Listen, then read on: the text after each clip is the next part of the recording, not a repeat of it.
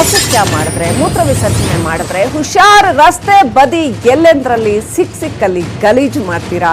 ರಸ್ತೆ ಬದಿಯಲ್ಲಿ ಗಲೀಜು ಮಾಡಿದ್ರೆ ಪೊಲೀಸರು ದಂಡ ಕಟ್ಟಿಸ್ತಾರೆ. ಮೊದಲೇ ನಾವು ಇಂಡಿಯನ್ಸ್ ಗಲೀಜು ಮಾಡೋದಕ್ಕೆ ಬಹಳ ಹೆಸರು ಮಾಡಿರ್ತಕ್ಕಂಥವ್ರು. ನಮ್ಮ ಊರನ್ನ, ನಮ್ಮ ರಸ್ತೆಗಳನ್ನ ಎಲ್ಲದನ್ನು ಗಲೀಜಾಗಿ ಇಟ್ಕೋತೀವಿ. ಇದೀಗ ಆಟೋ ಚಾಲಕ ಚೇತನ್ ಅನ್ನೋ ವ್ಯಕ್ತಿಗೆ 1,000 ರೂಪಾಯಿ ದಂಡ ಹಾಕಿದ್ದಾರೆ ಮೈಸೂರು ಪೊಲೀಸರು. ರಸ್ತೆ ಬದಿ ಮೂತ್ರ ಮಾಡಿದ್ದಕ್ಕೆ ಆಟೋ ಡ್ರೈವರ್ಗೆ ಫೈನ್ ಹಾಕ್ತಾರೆ. ಮೈಸೂರು ಸಾಕಷ್ಟು ಬಾರಿ ಕ್ಲೀನ್ ಸಿಟಿ ಅನ್ನೋ ಹೆಮ್ಮೆಯನ್ನ ಹೊಂದಿದೆ. ಕ್ಲೀನ್ ಸಿಟಿ ಅವಾರ್ಡ್ ಕೂಡ ರಾಷ್ಟ್ರಮಟ್ಟದಲ್ಲಿ ಪಡ್ಕೊಂಡಿದೆ. ಇದೀಗ ಅಲ್ಲಿ ಈ ರೀತಿ ಅಸಹ್ಯಕರ ಬಿಹೇವಿಯರ್ ತೋರಿಸಿದ್ದಕ್ಕೆ ವ್ಯಕ್ತಿಗೆ ದಂಡ ಹಾಕಿದ್ದಾರೆ. ಆಟೋ ಚಾಲಕನಿಗೆ ದಂಡ ಹಾಕಿದ್ದಾರೆ. ಮಹಾನಗರ ಪಾಲಿಕೆಯಿಂದ 1,000 ರೂಪಾಯಿ ದಂಡ ಹಾಕಲಾಗಿದೆ. ಪಬ್ಲಿಕ್ ಪ್ಲೇಸ್ ನಲ್ಲಿ ಮೂತ್ರ ವಿಸರ್ಜಿಸಿದವನಿಗೆ ದಂಡ ಹಾಕಲಾಗಿದೆ. ರಸ್ತೆ ಬದಿ ಮೂತ್ರ ವಿಸರ್ಜಿಸಿದ್ದಕ್ಕೆ 1,000 ರೂಪಾಯಿ ದಂಡ ಹಾಕಲಾಗಿದೆ. ಇನ್ ಮುಂದೆ ರಸ್ತೆ ಅಕ್ಕಪಕ್ಕ ಗಲೀಜು ಮಾಡಿದ್ರೆ ಹುಷಾರ್, ಇದೇ ಗತಿ ಆಗುತ್ತೆ. ಇನ್ನೆಷ್ಟು ಅಪ್ಡೇಟ್ ಪಡ್ಕೊಳ್ಳೋಣ. ನಮ್ಮ ಪ್ರತಿನಿಧಿ ಪುಟ್ಟಪ್ಪ ಫೋನ್ ಸಂಪರ್ಕದಲ್ಲಿದ್ದಾರೆ. ಪುಟ್ಟಪ್ಪ, ನಮ್ಗೆ ಈ ಹೈಜಿನಿಕ್ ಸೆನ್ಸ್ ಅನ್ನೋದು ಅಥವಾ ಸ್ವಚ್ಛತಾ ಪ್ರಜ್ಞೆ ಅನ್ನೋದು ಬಹಳ ಕಡಿಮೆ ಅಂತ ಒಂದು ಆರೋಪ ಇದೆ. ಮೈಸೂರು ಹಲವು ಬಾರಿ ಸ್ವಚ್ಛತಾ ನಗರ ಅಂತ ಪ್ರಶಸ್ತಿ ಪಡ್ಕೊಂಡಿದೆ. ಸೊ ಮೈಸೂರು ಪೊಲೀಸರು ಈಗ ಈ ರೀತಿ ಒಂದು ಒಳ್ಳೆ ಕ್ರಮ ಕೈಗೊಂಡಿದ್ದಾರೆ. ಏನ್ ನಡೆದಿದೆ, ಏನ್ ಪಾಠ ಆಯ್ತು ಪುಟ್ಟಪ್ಪ? ಖಂಡಿತವಾಗಿಯೂ ಶ್ರೀಲಕ್ಷ್ಮಿ, ಮೈಸೂರಿನ ತಿಲಕ್ ನಗರದಲ್ಲಿ ವ್ಯಕ್ತಿಯೊಬ್ಬ ಸಾರ್ವಜನಿಕ ಸ್ಥಳದಲ್ಲಿ ಮೂತ್ರ ವಿಸರ್ಜನೆ ಮಾಡ್ತಾ ಇದ್ದ. ಆತನ ಬಗ್ಗೆ ಹಿಂದೆಯೂ ಸಹ ದೂರುಗಳು ಕೇಳಿ ಬಂದಿದೆ. ಯಾಕಂದ್ರೆ ಆತ ಅಲ್ಲೇ ಸ್ಥಳೀಯವಾಗಿ ಇದ್ದಂತ ಒಬ್ಬ ಆಟೋ ಡ್ರೈವರ್ ಆಗಿದ್ದ. ಚೇತನ್ ಎಂಬ ವ್ಯಕ್ತಿ ಅಲ್ಲಿ ಮೂತ್ರ ವಿಸರ್ಜನೆ ಮಾಡ್ತಿದ್ದಂತ ಸಂದರ್ಭದಲ್ಲಿ ಮೊದಲು ಒಂದು ಬಾರಿ ಪಾಲಿಕೆ ಅಧಿಕಾರಿಗಳು ಹೋಗಿ ಆತನಿಗೆ ಮನಪರಿವರ್ತನೆ ಮಾಡಿ ಈ ರೀತಿ ಗಲೀಜ್ ಮಾಡಬಾರ್ದು ಅನ್ನೋ ಒಂದು ಬುದ್ಧಿವಾದವನ್ನ ಹೇಳಿದ್ರು. ಆದ್ರೂ ಸಹ ಆತ ಮಾತನ್ನ ಕೇಳಿರಲಿಲ್ಲ. ಆದ್ರೆ ಅದಕ್ಕೆ ಪೂರಕವಾದಂತ ಸಾಕ್ಷಿಗಳನ್ನ ಕಲೆ ಹಾಕಿ ಫೋಟೋಗಳನ್ನ ತೆಗೆದುಕೊಂಡಿದ್ದಂತ ಮಹಾನಗರ ಪಾಲಿಕೆ ಅಧಿಕಾರಿಗಳು ಪೊಲೀಸರನ್ನ ಕರೆಸಿ ಆತನನ್ನ ವಶಕ್ಕೆ ಪಡೆದು ಮಹಾನಗರ ಪಾಲಿಕೆ ಕಾಯ್ದೆ ಅಡಿಯಲ್ಲಿ ಸಾರ್ವಜನಿಕ ಸ್ಥಳದಲ್ಲಿ ಕಸ ವಿಲೇವಾರಿಗೆ ಸಹಕಾರ ನೀಡದೇ ಇರುವ ಆರೋಪ ಮತ್ತು ಮೂತ್ರ ವಿಸರ್ಜನೆ ಮಾಡಿದ ಆರೋಪದ ಮೇಲೆ 1,000 ರೂಪಾಯಿ ದಂಡವನ್ನ ಹಾಕಿದ್ದಾರೆ. ಆತ ಪೇಚಿಗೆ ಸಿಲುಕಿ 1,000 ರೂಪಾಯಿ ದಂಡವನ್ನ ಕಟ್ಟಿದ್ದಲ್ಲದೆ ಸಾರ್ವಜನಿಕವಾಗಿ ಏನು ಮೈಸೂರು ಮಹಾನಗರ ಪಾಲಿಕೆ ಆತನ ಮುಖವನ್ನ ಬ್ಲರ್ ಮಾಡಿ ಫೇಸ್ಬುಕ್ ನಲ್ಲಿ ಆತನ ಇಡೀ ಪ್ರಕರಣದ ಘಟನೆಯ ವಿವರವನ್ನು ಕೊಟ್ಟಿದೆ. ಒಂದು ರೀತಿಯಲ್ಲಿ ಮುಜುಗರಕ್ಕೊಳಗಾಗಿ ದಂಡವನ್ನು ಕಟ್ಟಿ ಅಲ್ಲಿಂದ ವಾಪಸ್ ಆಗಿದ್ದಾನೆ ಶ್ರೀಲಕ್ಷ್ಮಿ. ರೈಟ್ ಪುಟ್ಟಪ್ಪ, ಇದೀಗ ಈ ಕ್ರಮವನ್ನ ಇನ್ನಷ್ಟು ವಿಸ್ತರಿಸ್ತಾರಾ? ಅಲ್ಲಿ ಸಾರ್ವಜನಿಕರಿಗೆ ಸ್ವಚ್ಛತೆ ಬಗ್ಗೆ ಅರಿವು ಮೂಡಿಸುವಂತ ಕೆಲಸ ಮಾಡ್ತಾ ಇದೆಯಾ ಹೇಗೆ ಪಾಲಿಕೆ? ಖಂಡಿತವಾಗಿಯೂ ಶ್ರೀಲಕ್ಷ್ಮಿ, ಪಾಲಿಕೆ ಯಾಕಂದ್ರೆ ಮೊದಲಿಂದಲೂ ಸಹ ಮೈಸೂರು ಸ್ವಚ್ಛ ನಗರಿ ಅಂತ ಹೆಸರನ್ನ ಪಡೆದಿದೆ. ಈ ಬಾರಿ ಇಡೀ ದೇಶದಲ್ಲೇ 10 ಲಕ್ಷದೊಳಗಿನ ಜನಸಂಖ್ಯೆಯಲ್ಲಿ ಮೊದಲ ಸ್ಥಾನವನ್ನ ಪಡ್ಕೊಂಡಿರುವಂತ ಮೈಸೂರು ಮಹಾನಗರ ಪಾಲಿಕೆ ಎಲ್ಲಾ ರೀತಿಯಲ್ಲೂ ಸಹ ಸ್ವಚ್ಛತೆಯನ್ನ ಕಾಪಾಡ್ಕೊಳ್ಬೇಕು ಅನ್ನೋ ದೃಷ್ಟಿಯಲ್ಲಿ ಕೆಲಸವನ್ನ ಮಾಡ್ತಾ ಇದೆ. ಅದರಲ್ಲೂ ಪ್ರಮುಖವಾಗಿ ಈ ರೀತಿ ಬಯಲು ಶೌಚದಿಂದ ಮುಕ್ತವಾಗಬೇಕು ಅನ್ನೋದು ಮಹಾನಗರ ಪಾಲಿಕೆಯ ಪ್ರಮುಖ ಉದ್ದೇಶವೂ ಸಹ ಆಗಿದೆ. ಆ ನಿಟ್ಟಿನಲ್ಲಿ ಈ ರೀತಿಯಾದಂತಹ ಒಂದು ದಂಡ ಪ್ರಯೋಗ.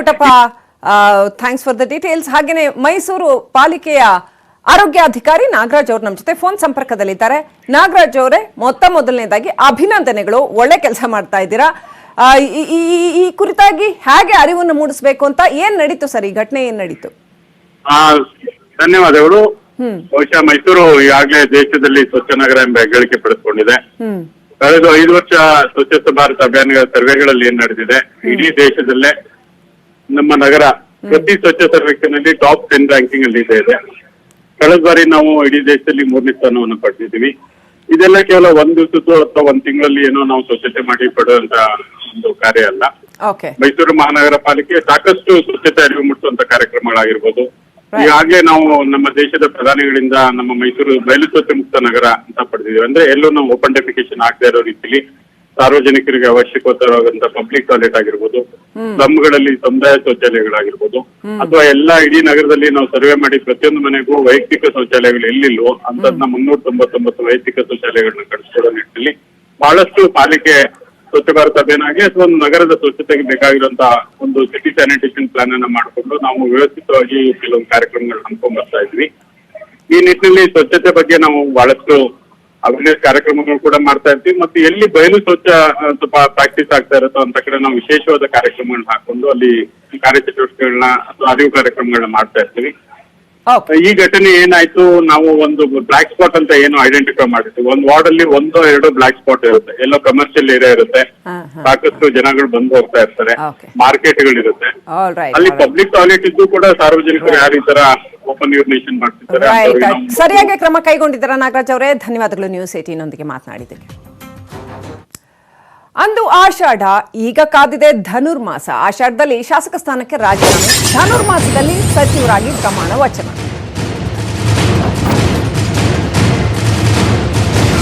ಸಾಮಾನ್ಯವಾಗಿ ನಂಬಿಕೆಗಳ ಪ್ರಕಾರ ಆಷಾಢದಲ್ಲಾಗ್ಲಿ ಧನುರ್ಮಾಸದಲ್ಲಾಗ್ಲಿ ಒಳ್ಳೆ ಕೆಲಸಗಳನ್ನ ಮಾಡೋದಿಲ್ಲ ಅಂತ ಹೇಳ್ತಾರೆ. ಇದರ ಹಿಂದೆ ಇನ್ನೂ ಡೀಪರ್ ಆಸ್ಪೆಕ್ಟ್ಸ್ ಏನಿದೆ ಅನ್ನೋದು ಅದು ಧಾರ್ಮಿಕ ವ್ಯಕ್ತಿಗಳಿಗೆ ಗೊತ್ತಿರುತ್ತೆ. ಎನಿವೆ ಧನುರ್ಮಾಸದಲ್ಲೇ ಪ್ರಮಾಣ ವಚನಕ್ಕೆ ಸಿದ್ಧತೆ ನಡೀತಾ ಇದೆಯಾ, ಧನುರ್ಮಾಸ ಮುಗಿಲಿ ಅಂತ ಹೇಳಿದವರಿಗೆ ಉತ್ತರ ಕೊಟ್ಟಿರ್ತಕ್ಕಂಥದ್ದು ಧನುರ್ಮಾಸದಲ್ಲೇ ಪ್ರಮಾಣ ವಚನಕ್ಕೆ ಸಿದ್ಧತೆ ಮಾಡಿಕೊಳ್ಳಲಾಗ್ತಾ ಇದೆ ಅಂತ ಆಪ್ತರ ಬಳಿ ಅರ್ಹ ಶಾಸಕರು ಹೇಳಿದಾರಂತೆ. ಆಷಾಢದಲ್ಲಿ ರಿಸೈನ್ ಮಾಡಿದ್ವಿ, ಧನುರ್ಮಾಸದಲ್ಲಿ ಪ್ರಮಾಣ ವಚನ ಸ್ವೀಕಾರ ಮಾಡಿದ್ರೆ ಏನಾಗತ್ತೆ ಅಂತ ಇರಬಹುದು ಅವರವರ ನಂಬಿಕೆ ಶ್ರದ್ಧೆ. ಧನುರ್ಮಾಸದಲ್ಲಿ ಪ್ರಮಾಣ ವಚನ ಬೇಡ ಅಂತ ಕೆಲವರು ಹೇಳಿದ್ದಕ್ಕೆ ಇದಕ್ಕೇನು ಸಮಸ್ಯೆ ಇಲ್ಲ ಅಂತ ಅರ್ಹ ಶಾಸಕರು ಹೇಳಿದಾರಂತೆ. 1 ತಿಂಗಳು ಕಾಯ್ಬೇಕಲ್ಲ ಅಂತ ಇಂಥ ನಿರ್ಧಾರ ಕೈಗೊಂಡಿದ್ದಾರಂತೆ. ಇನ್ನಷ್ಟು ಅಪ್ಡೇಟ್ ಪಡ್ಕೊಳ್ಳೋಣ. ನಮ್ಮ political bureau chief Chidananda Patel phone ಸಂಪರ್ಕದಲ್ಲಿದ್ದಾರೆ. ಚಿದಾನಂದ ಪಟೇಲ್, ಈ ಧನುರ್ಮಾಸ ಆಷಾಢ ವಿಚಾರ ಸಿಕ್ಕಾಪಟ್ಟೆ ಕೇಳಿ ಬರ್ತಾ ಇದೆ. ಈಗ ಅದನ್ನ ಎಷ್ಟು ಸೀರಿಯಸ್ ಆಗಿ ಪರಿಗಣಿಸ್ತಾ ಇದ್ದಾರೆ? ಪ್ರಮಾಣ ವಚನ ಯಾವಾಗ ಸ್ವೀಕಾರ ಮಾಡ್ತಾರಂತೆ? ಶ್ರೀಲಕ್ಷ್ಮಿ ರಾಜ್ಕುಮಾರ್ ನಿನ್ನೆ ಮುಖ್ಯಮಂತ್ರಿ BS ಯಡಿಯೂರಪ್ಪನವ್ರನ್ನ ನೂತನ ಶಾಸಕರು ಭೇಟಿಯಾದ್ರು. ಆ ಸಂದರ್ಭದಲ್ಲಿ ಅವರ ಡಾಲರ್ಸ್ ಕಾಲೋನಿ ನಿವಾಸದಲ್ಲಿ ಅರ್ಧ ಗಂಟೆಗೆ ಹೆಚ್ಚು ಒಂದು ಸಭೆ ನಡೆಯಿತು. ಸಭೆ ಸಂದರ್ಭದಲ್ಲಿ ಮುಖ್ಯಮಂತ್ರಿ BS ಯಡಿಯೂರಪ್ಪನವರು ಕೂಡ ಇನ್ ಮುಂದೆ ಧನುರ್ಮಾಸ ಇದೆ, ಈಗಾಗಲೇ ಜಾರ್ಖಂಡ್ ಚುನಾವಣೆ ನಡೆದಿದೆ, ಹೈಕಮಾಂಡ್ ಎಲ್ಲಾ ನಾಯಕರು ಕೂಡ ಅಲ್ಲಿ ಪ್ರಚಾರದಲ್ಲಿ ತೊಡಗಿದ್ದಾರೆ, ಹಾಗಾಗಿ ಸದ್ಯಕ್ಕೆ ಭೇಟಿ ಆಗೋದು ಕಷ್ಟ ಆಗ್ತಿದೆ, ಮುಂದಿನ ವಾರ ನಾನು ಹೋಗಿ ಭೇಟಿ ಆಗ್ತೀನಿ, ಆದ್ರೆ ಧನುರ್ಮಾಸ ಇದೆ ಹಾಗಾಗಿ 1 ತಿಂಗಳು ತಡವಾಗಬಹುದು ಎಂಬ ಮಾತನ್ನ ಹೇಳಿದ್ದಾರೆ. ಆ ಸಂದರ್ಭದಲ್ಲಿ ನೂತನ ಶಾಸಕರು ನಾವು ರಾಜೀನಾಮೆ ಕೊಟ್ಟಿರೋದೇ ಆಷಾಢದಂತ ಸಂದರ್ಭದಲ್ಲಿ ರಾಜೀನಾಮೆ ಕೊಟ್ಟಿದ್ದೀವಿ, ಇನ್ನ ಪ್ರಮಾಣ ವಚನ ಸ್ವೀಕರಿಸಲಿಕ್ಕೆ ಅಂದ್ರೆ ಸಚಿವರಾಗಿ ಪ್ರಮಾಣ ವಚನ ಸ್ವೀಕರಿಸಲಿಕ್ಕೆ ಧನುರ್ಮಾಸ ನಮಗೆ ಯಾವ ಲೆಕ್ಕವೂ ಬರೋದಿಲ್ಲ, ನಾವು ಧನುರ್ಮಾಸದಲ್ಲೇ ಪ್ರಮಾಣ ವಚನ ಸ್ವೀಕರಿಸಲಿಕ್ಕೆ ಸಿದ್ಧರಿದ್ದೀವಿ ಅನ್ನೋ ಮುಖಾಂತರ ಮುಖ್ಯಮಂತ್ರಿಗಳಿಗೆ ಎಲ್ಲೊಂದ್ ಕಡೆ ಧನುರ್ಮಾಸ ಅರ್ಜೆಂಟ್ ಆಗಿ ನಾವು ಆ ಸಚಿವರಾಗಬೇಕೆಂಬ ಸಂದೇಶವನ್ನ ರವಾನೆ ಮಾಡಿದ್ದಾರೆ. ಅಲ್ಲದೆ ಬಹಳಷ್ಟು ಜನ ಅವರ ಆಪ್ತರ ಜೊತೆಗೂ ಕೂಡ ಕೆಲವು ಜ್ಯೋತಿಷಿಗಳ ಜೊತೆ ಕೂಡ ಚರ್ಚೆ ಮಾಡಿದ್ದಾರೆ. ಜ್ಯೋತಿಷಿಗಳು ಕೂಡ ಧನುರ್ಮಾಸ ಒಳ್ಳೇದಲ್ಲ ಅಂತ ಹೇಳಿದ್ದಾರೆ. ಆದ್ರೆ ಈಗಾಗಲೇ ನೂತನ ಶಾಸಕರುಗಳು ಧನುರ್ಮಾಸದಲ್ಲೇ ತೆಗೆದುಕೊಳ್ಳಲು ತೀರ್ಮಾನವನ್ನು ತೆಗೆದುಕೊಂಡಿದ್ದಾರೆ. ಹಾಗಾಗಿ ಮುಖ್ಯಮಂತ್ರಿ BS ಯಡಿಯೂರಪ್ಪನವರು ಯಾವಾಗ ದಿನಾಂಕವನ್ನು ನಿಗದಿಪಡಿಸ್ತಾರೆ, ಯಾವಾಗ ಮುಹೂರ್ತವನ್ನು ಇಡ್ತಾರೆ, ಅವತ್ತೇ ಅವರು ಏನು ಸಂಪುಟಕ್ಕೆ ಸೇರಲು ಸಿದ್ಧರಾಗಿರುವಂತದ್ದು. ಯಾವುದೇ ಧನುರ್ಮಾಸದ ಲೆಕ್ಕವನ್ನು ಇಟ್ಟಿಲ್ಲ. ಅಂದ್ರೆ ಆ ಮುಖಾಂತರ ಎಲ್ಲೊಂದ್ ಕಡೆ ಹಿಂದೂ ಪ್ರತೀತಿಯಲ್ಲಿ ಧನುರ್ಮಾಸ ಸಂದರ್ಭದಲ್ಲಿ ಶುಭ ಮುಹೂರ್ತಗಳನ್ನು ಇಡೋದಿಲ್ಲ, ಅಲ್ಲದೆ ಒಳ್ಳೆ ಕಾರ್ಯವನ್ನು ಮಾಡಲ್ಲ ಎಂಬ ಒಂದು ಪ್ರತೀತಿ ಇದೆ. ಹಾಗಾಗಿ ಅವೆಲ್ಲವನ್ನು ಬದಿಗೊತ್ತಿ ಈಗಾಗಲೇ ನೂತನ ಶಾಸಕರು ಧನುರ್ಮಾಸ ಸಂದರ್ಭದಲ್ಲೇ ಸಚಿವರಾಗಲು ಸಿದ್ಧರಾಗಿದ್ದಾರೆ ಅಂತಲೇ ಹೇಳಲಾಗ್ತಿದೆ. Shrilakshmi. Right, thank you Chidanand Patel ಡೀಟೇಲ್ಸ್ಗಾಗಿ.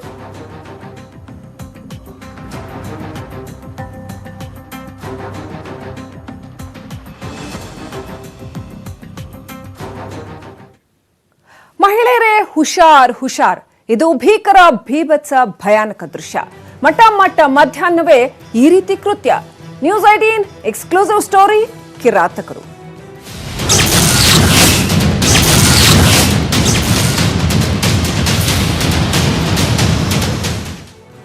ಬೆಂಗಳೂರಿನಲ್ಲಿ ಚೈನ್ ಸ್ನ್ಯಾಚರ್ಸ್ ಕಾಟ ಸಿಕ್ಕಾಪಟ್ಟೆ ಜೋರಾಗಿದೆ. KR ಪುರಂ ಸುತ್ತಮುತ್ತ ಒಂದೇ ವಾರದಲ್ಲಿ 3 ಮಹಿಳೆಯರ ಸರ ಎಗರಿಸಲಾಗಿದೆ. ಬರೀ ಚೈನ್ ಎಗರಿಸೋದಷ್ಟೇ ಅಲ್ಲ, ಮಹಿಳೆಯರ ಮೇಲೆ ದೊಣ್ಣೆಗಳಿಂದ ಹಲ್ಲೆ ಮಾಡಿದ್ದಾರೆ. ಸಿಸಿಟಿವಿಯಲ್ಲಿ ಈ ಭಯಾನಕ ದೃಶ್ಯ ಸರಿಯಾಗಿದೆ. ಮಧ್ಯಾಹ್ನ 1 ಗಂಟೆ ಸುಮಾರಿಗೆ ಬೈಕ್ನಲ್ಲಿ ಬರುವ 2 ಖದೀಮರು ಮಹಿಳೆ ಮೇಲೆ ದೊಣ್ಣೆಯಿಂದ ಹಲ್ಲೆ ಮಾಡಿ ಚೈನ್ ಕಿತ್ಕೊಂಡು ಪರಾರಿಯಾಗಿದ್ದಾರೆ.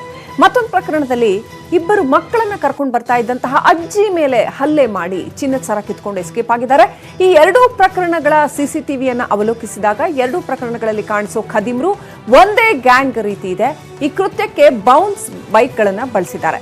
ನಿನ್ನೆಯಷ್ಟೇ ನಡು ರಸ್ತೆಯಲ್ಲಿ ಮಹಿಳೆಯ ಚೈನ್ ಕದ್ದು ಯುವಕ ಸಿಕ್ಕಾಕೊಂಡಿದ್ದ. ಇದು ಕೂಡ KR ಪುರಂ ವ್ಯಾಪ್ತಿಯಲ್ಲೇ ನಡೆದಿತ್ತು.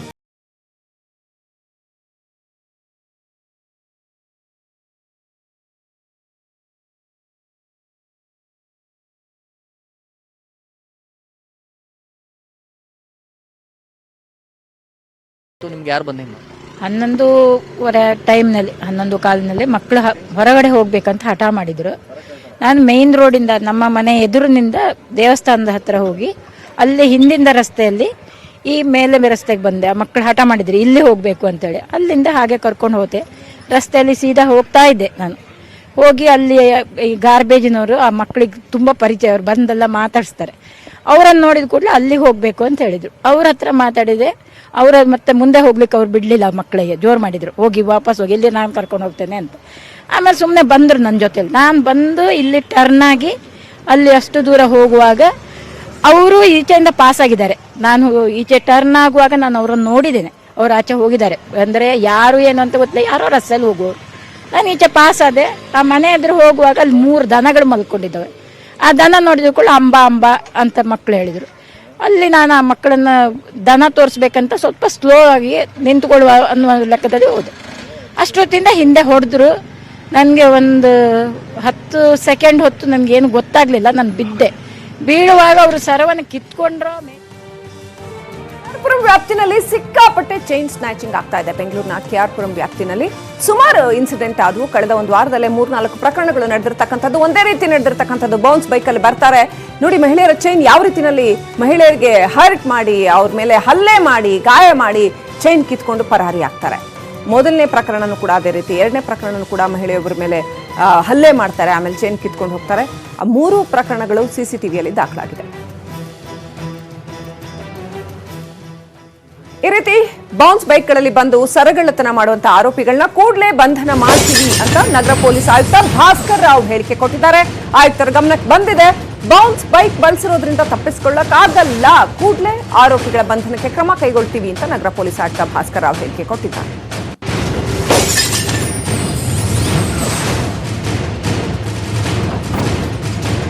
ಸರಗಳ್ಳತನಗಳು ಪ್ರಕರಣಗಳು ಮತ್ತೆ ಮತ್ತೆ ಆಗ್ತಾನೆ ಇದ್ದಾವೆ. ಈ ರೀತಿ ಕಳ್ಳತನ ಮಾಡುವಂತಹ, ಹಲ್ಲೆ ಮಾಡುವಂತಹ ಜನಗಳ ಗ್ಯಾಂಗೆ ಇರ್ತಕ್ಕಂಥದ್ದು. ಸೊ ಬೌನ್ಸ್ ಬೈಕ್ ಬಳಸಿ ಈ ಸಾರಿ ಈ ರೀತಿ ಕಳ್ಳತನ ಮಾಡ್ತಾ ಇದ್ದಾರೆ. ಮೊದಲೆಲ್ಲ ಪಲ್ಸರ್ ಬೈಕ್ ಅಲ್ಲಿ ಬರ್ತಾ ಇದ್ರು, ಬ್ಲಾಕ್ ಪಲ್ಸರ್ ಬೈಕ್ ಅಲ್ಲಿ. ಈಗ ಬೌನ್ಸ್ ಬೈಕ್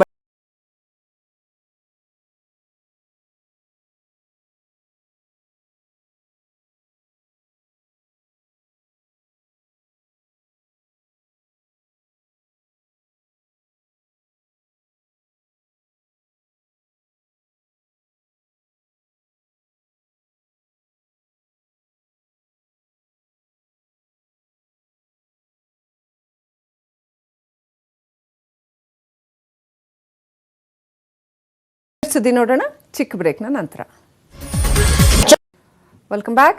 ಹೈದರಾಬಾದ್ನಲ್ಲಿ ಅತ್ಯಾಚಾರಿಗಳ ಎನ್ಕೌಂಟರ್ ಕೇಸ್ ಸಂಬಂಧಪಟ್ಟ ಹಾಗೆ ಸುಪ್ರೀಂ ಕೋರ್ಟ್ ಸಿಜೆ ಪೀಠದಲ್ಲಿ ವಿಚಾರಣೆ ನಡೀತಾ ಇದೆ. ಸುಪ್ರೀಂ ಕೋರ್ಟ್ನ ಮುಖ್ಯ ನ್ಯಾಯಮೂರ್ತಿಗಳ ಪೀಠದಲ್ಲಿ ವಿಚಾರಣೆ ನಡೀತಾ ಇದೆ. ನಿಷ್ಪಕ್ಷಪಾತ ತನಿಖೆಗೆ ಸುಪ್ರೀಂ ಕೋರ್ಟ್ ಆದೇಶವನ್ನ ಕೊಟ್ಟಿದೆ. ಈ ಎನ್ಕೌಂಟರ್ ಬಗ್ಗೆ ಅನುಮಾನವಿದೆ, ಎನ್ಕೌಂಟರ್ ಬಗ್ಗೆ ಸಮಗ್ರ ತನಿಖೆ ನಡೆಸಿ ಅಂತ ಕೋರ್ಟ್ಗೆ ವಕೀಲ GS ಮಣಿ ಹೇಳಿಕೆ ಕೊಟ್ಟಿದ್ದಾರೆ. ಈ ವಿಚಾರದಲ್ಲಿ ನಿಮಗೆ ಸಂಬಂಧ ಏನು? ವಕೀಲ ಮಣಿಗೆ ಸಿಜೆಐ ಸಾಕಷ್ಟು ದೊಡ್ಡ ಪ್ರಶ್ನೆಯನ್ನು ಹಾಕಿದ್ದಾರೆ. ಬೋಬ್ಡೆ ಅವರು ಮಾನವ ಹಕ್ಕುಗಳಿಗೆ ಸಂಬಂಧಪಟ್ಟಿದ್ದು ಇದು ಅಂತ ವಕೀಲ ಮಣಿ ಉತ್ತರಿಸಿದ್ದಾರೆ. ಆರೋಪಿಗಳು ಪೊಲೀಸರ ಮೇಲೆ ಹಲ್ಲೆ ಮಾಡಿದ್ರಾ? ಪೊಲೀಸರ ಪಿಸ್ತೂಲ್ನಿಂದ ಗುಂಡು ಹಾರಿಸಿದ್ರಾ? ಸರ್ಕಾರದ ಪರ ವಕೀಲ ರೋಹಟ್ಗಿಗೆ ಸಿಜೆಐ ಈ ಪ್ರಶ್ನೆಗಳನ್ನ ಕೇಳಿದ್ದಾರೆ. ಅಂದ್ರೆ ಎನ್ಕೌಂಟರ್ ಆದಂತ ಸಂದರ್ಭದಲ್ಲಿ ಆತ್ಮರಕ್ಷಣೆಗೆ ಅಂತ ಪೊಲೀಸರು ಎನ್ಕೌಂಟರ್ ಮಾಡಿದ್ದು ಅನ್ನುವಂಥದ್ದಿತ್ತು. ಹಾಗಾದ್ರೆ ಆರೋಪಿಗಳು ನಿಜಕ್ಕೂ ಪೊಲೀಸರ ಮೇಲೆ ಹಲ್ಲೆ ಮಾಡಿದ್ರಾ? ಪೊಲೀಸರ ಪಿಸ್ತೂಲ್ನಿಂದ ಗುಂಡು ಹಾರಿಸಿದ ಹೌದಾ? ಈ ಪ್ರಶ್ನೆಗಳನ್ನ ಚೀಫ್ ಜಸ್ಟಿಸ್ ಆಫ್ ಇಂಡಿಯಾ ಸರ್ಕಾರದ ಪರ ವಕೀಲ ಮುಕುಲ್ ರೋಹಟ್ಗಿಗೆ ಕೇಳಿದ್ದಾರೆ. ಆರೋಪಿಗಳು ಗುಂಡು ಹಾರಿಸಿದ್ರು, ಆದ್ರೆ ಮಿಸ್ ಫೈರ್ ಆಗಿತ್ತು ಅಂತ ವಕೀಲ ರೋಹಟ್ಗಿ ಎನ್ಕೌಂಟರ್ ಬಗ್ಗೆ ತನಿಖೆ ಆಗಲಿ ಅಂತ ಹೇಳಿದ್ದಾರೆ. ಜೊತೆಗೆ ಸುಪ್ರೀಂ ಕೋರ್ಟ್ ಕೂಡ ತನಿಖೆಗೆ ಆದೇಶ ಕೊಟ್ಟಿದೆ.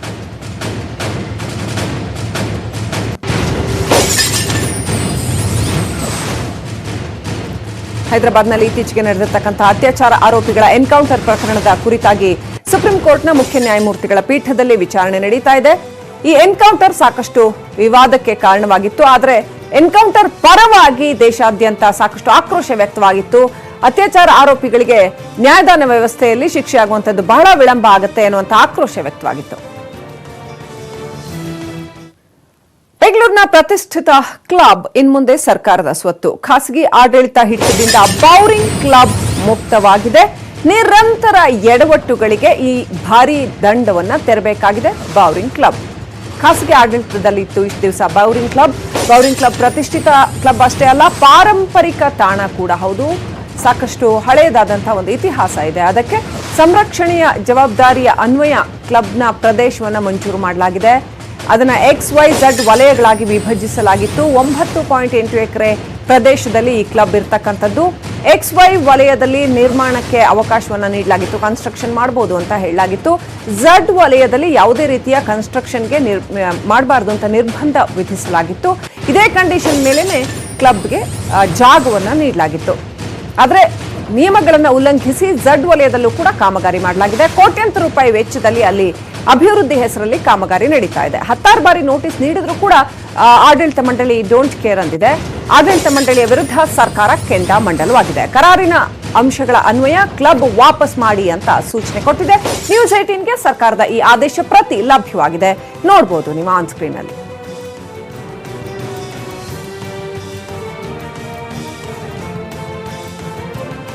ಬೌರಿಂಗ್ ಕ್ಲಬ್ ಬೆಂಗಳೂರಿನ ಅತ್ಯಂತ ಪ್ರತಿಷ್ಠಿತ ಕ್ಲಬ್ ಅಷ್ಟೇ ಅಲ್ಲ, ಸಾಕಷ್ಟು ಹಳೆಯದಾದಂತಹ ಕ್ಲಬ್. ಇದೀಗ ಸರ್ಕಾರ ಅದನ್ನು ವಶಕ್ಕೆ ತೆಗೆದುಕೊಂಡಿದೆ. ಈ ಎಂಟೈರ್ ಬೌರಿಂಗ್ ಇನ್ಸ್ಟಿಟ್ಯೂಟ್ ಝೋನ್ನ XYZ ಅಂತ ಮಾರ್ಕ್ ಮಾಡಿದ್ದಾರೆ. ಎಕ್ಸ್ ಬಂದ್ಬಿಟ್ಟು ಇದು ಪಾರ್ಕ್ಗೆ ಕೊಟ್ಟಿದ್ದಾರೆ, ವೈ ಬಂದ್ಬಿಟ್ಟು ಅಲ್ಲಿ ಲಾಂಜು ಸ್ವಿಮ್ಮಿಂಗ್ ಪೂಲ್ ಆಕ್ಸೆಸ್ ಕೊಟ್ಟಿದ್ದಾರೆ, ಝೆಡ್ ಬಂದ್ಬಿಟ್ಟು ಲೈಕ್ ಮೇನ್ ಪ್ರೊಟೆಕ್ಟೆಡ್ ಕಟ್ಟಡ. ಅಲ್ಲೇನಾಗಿದೆ, ಆ ಮೇನ್ ಪ್ರೊಟೆಕ್ಟೆಡ್ ಕಟ್ಟಡ ಝೆಡ್ ಝೋನಲ್ಲಿ ಇದು ಹಲವಾರು ಬಿಲ್ಡಿಂಗ್ಗಳು ಹೊಸದಾಗಿ ಇದು ಮಾಡಿದ್ದಾರೆ. ಆದರೆ ಅದು ಕಂಪ್ಲೀಟ್ ವೈಲೇಷನ್ ಆಗಿದೆ. ಈ ಗೌರ್ಮೆಂಟ್ ಜೊತೆ ಆಗಿರೋ MOU ಕೂಡ ಅದನ್ನು ಏನು ಮುಟ್ಬಾರ್ದು ಅಂತಲೇ ಇರೋದು, ಬಟ್ ಕಂಪ್ಲೀಟ್ ವೈಲೇಷನ್ ಆಗಿದೆ.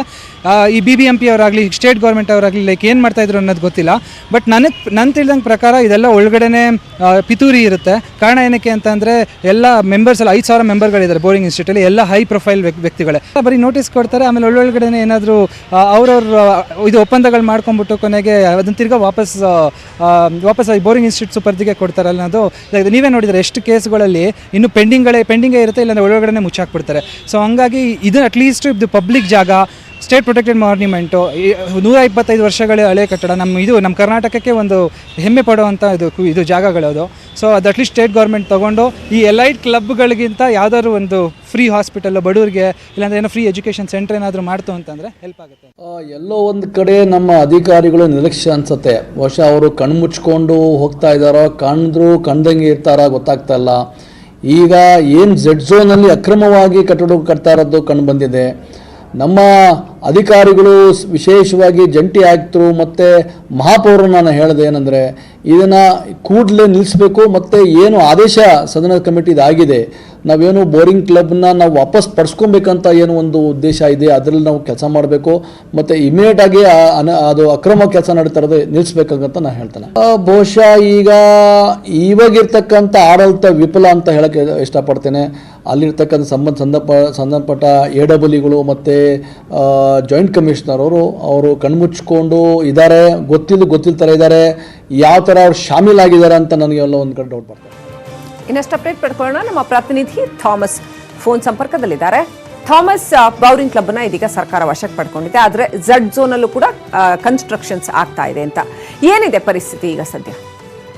ಶ್ರೀಲಕ್ಷ್ಮಿ, ಬಹುಶಃ ಒಂದು ದೊಡ್ಡ ಮಟ್ಟದ ಸಾಧನೆ ಅಂತ ಅನ್ಸುತ್ತೆ BBMP. ಸರ್ಕಾರ ಈಗ ಏನು ಪ್ರತಿಷ್ಠಿತ ಬೌರಿಂಗ್ ಕ್ಲಬ್ ಅನ್ನ BBMP ವಶಕ್ಕೆ ಕೊಡ್ಬೇಕನ್ನುವಂತ ಸ್ಪಷ್ಟವಾದ ಆದೇಶವನ್ನು ಕೊಟ್ಟಿದೆ. ಯಾಕಂತ ಹೇಳಿದ್ರೆ ನಿಯಮಗಳ ಒಪ್ಪಂದದಲ್ಲಿ ಏನಿತ್ತು, ನಿಯಮಗಳನ್ನ ಕರಾರ ಏನಿತ್ತು, ಆ ಒಂದು ಕರಾರ ಉಲ್ಲಂಘಿಸಿದಂತೆ XYZ ಅಂತ ಎಕ್ಸ್ ಮತ್ತೆ ವೈ ಝೋನ್ ಅಲ್ಲಿ ಯಾವುದೇ ರೀತಿಯಂತ ಕಾಮಗಾರಿಗಳನ್ನು ಮಾಡ್ಕೋಬಹುದು, ಅದು ಝೆಡ್ ಝೋನ್ ಅಲ್ಲಿ ಯಾವುದೇ ಕಾಮಗಾರಿ ಮಾಡಬಹುದು ಅಂತ ಆದೇಶವನ್ನು ಕೂಡ ಕೊಟ್ಟಿತ್ತು. ಆದ್ರೆ ಎಲ್ಲ ಒಂದ್ ಕಡೆ ಝೆಡ್ ಝೋನ್ ಅಲ್ಲಿ ನಿಯಮಗಳನ್ನ ಉಲ್ಲಂಘಿಸಿ ಅವ್ರು ಕಾಮಗಾರಿ ಮಾಡ್ತಿರೋದ್ರಿಂದಾಗಿ ಸ್ಪಷ್ಟ ಕರಾರಿನ ಉಲ್ಲಂಘನೆ ಅನ್ನುವಂತ ಕಾರಣ ಹಿನ್ನೆಲೆಯಲ್ಲಿ ಹೀಗಾಗಿ ನೋಟಿಸ್ ಅನ್ನು ಕೂಡ ಸರ್ವ್ ಮಾಡಿದೆ. ವಿಧಾನಸೌಧದ ಅರ್ಜಿ ಸಮಿತಿ ಏನಿದೆ ಅದು ಈಗಾಗಲೇ ಬೋರಿಂಗ್ ಕ್ಲಬ್ಗೆ ನೋಟಿಸ್ ಅನ್ನು ಕೂಡ ಸರ್ವ್ ಮಾಡಿದೆ. ಆ ಒಂದು ನೋಟಿಸ್ ನ ಒಂದು ಪ್ರತಿ ಈಗಾಗಲೇ ನ್ಯೂಸ್ 18 ಕನ್ನಡಕ್ಕೂ ಕೂಡ ಲಭ್ಯ ಆಗಿದೆ. ಹಾಗಾಗಿ ಇಷ್ಟು ವರ್ಷಗಳ ಕಾಲ ಒಂದು ಖಾಸಗಿ ಆಡಳಿತದ ಸ್ವಾಮ್ಯದಲ್ಲಿದ್ದಂತಹ ಈ ಒಂದು ಬೋರಿಂಗ್ ಕ್ಲಬ್ ಈಗ BBMP ವ್ಯಾಪ್ತಿಗೆ ಬಂದಿದೆ. BBMP ಅದನ್ನ ಏನ್ ಮಾಡುತ್ತೆ ಅನ್ನೋ ಕೂಡ ಕಾಣ್ತಾ ಇದೆ.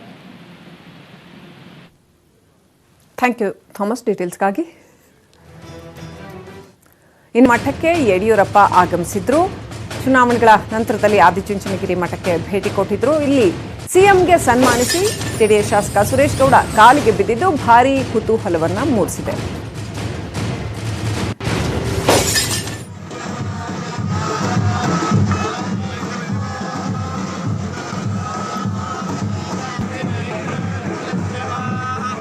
ಯಡಿಯೂರಪ್ಪ ಆದಿಚುಂಚನಗಿರಿ ಮಠಕ್ಕೆ ಭೇಟಿ ಕೊಡ್ತಾ ಇದ್ದಾರೆ. ಆ ಸಂದರ್ಭದಲ್ಲಿ ಜೆಡಿಎಸ್ ಶಾಸಕ ಸುರೇಶ್ ಗೌಡ ಅವ್ರನ್ನ ಸ್ವಾಗತಿಸಿ ಅವರಿಗೆ ಹೂಮಾಲೆ ಹಾಕಿ ಅವರ ಕಾಲು ಮುಟ್ಟಿ ನಮಸ್ಕಾರ ಮಾಡಿದ್ದಾರೆ. ಸಹಜವಾಗಿ ಸಂಸ್ಕೃತಿನಲ್ಲಿ ಈ ಥರದೊಂದು ಪದ್ಧತಿ ಇದೆ, ಆದರೆ ತಮಿಳುನಾಡಿನಲ್ಲಿ ಇದು ರಾಜಕೀಯದಲ್ಲಿ ಬಹಳ ಢಾಳಾಗಿ ಕಂಡು ಬರ್ತಾ ಇತ್ತು. ಕರ್ನಾಟಕದಲ್ಲೂ ಈಗೀಗ ಇದು ಕಾಣಿಸ್ಕೊಳ್ತಾ ಇದೆ.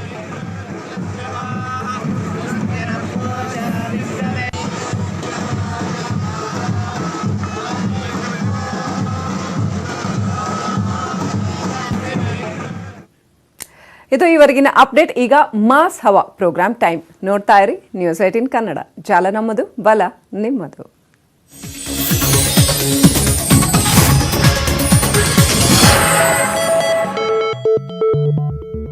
ಈ ವಾರ್ತೆಯ